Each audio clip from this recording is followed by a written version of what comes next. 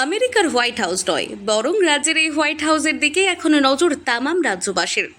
এই হোয়াইট হাউসও ছোটখাটো যেন এক প্রাসাদ, যা কিনা তৈরি হয়েছে উত্তর 24 পরগনার আরিয়াদহে। ভাবছেন হঠাৎ হোয়াইট হাউসের প্রসঙ্গ আসলো কি করে? কারণ বর্তমানে খবরের শিরোনামে থাকা এক অভিযুক্তের প্রাসাদ সময়ে নতুন বাড়ি ঘিরে উঠেছে নানা প্রশ্ন। জানা গিয়েছে এই আরিয়াদহের মৌসুমী মোড় থেকে কিছুটা এগুলেই প্রতাপ রুদ্র লেন, আর সেখানেই বিশাল আকার নজর কাড়া সাদা বাড়িটির মালিক হলেন একের পর এক ভাইরাল ভিডিওর সামনে আসা ক্লাবে গণপিটুনি কাণ্ডের মূল অভিযুক্ত জয়ন্ত সিং। এলাকায় যিনি নিজের দাপট ও শাসক ঘনিষ্ঠ হওয়ায় নানা কুকর্মের সঙ্গে জড়িত থেকেও জায়েন্ট নামে পরিচিত হয়ে উঠেছিলেন।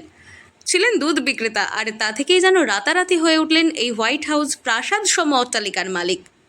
তবে যে জমির ওপর তিনি লক্ষাধিক টাকা ব্যয় প্রাসাদ বানিয়েছিলেন, সেই জমিটিও পরিত্যক্ত বলে জানা গিয়েছে।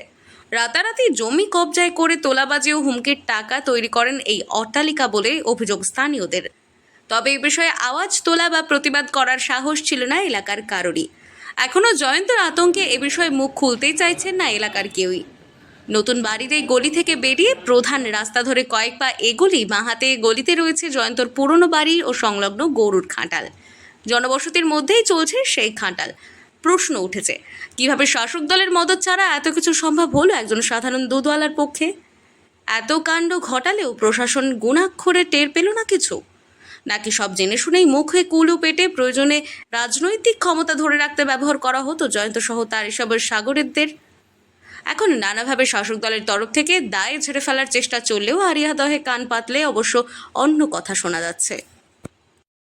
উত্তর 24 পরগনা থেকে রুদ্রনারায়ণ রায়, লোকাল 18 বাংলা।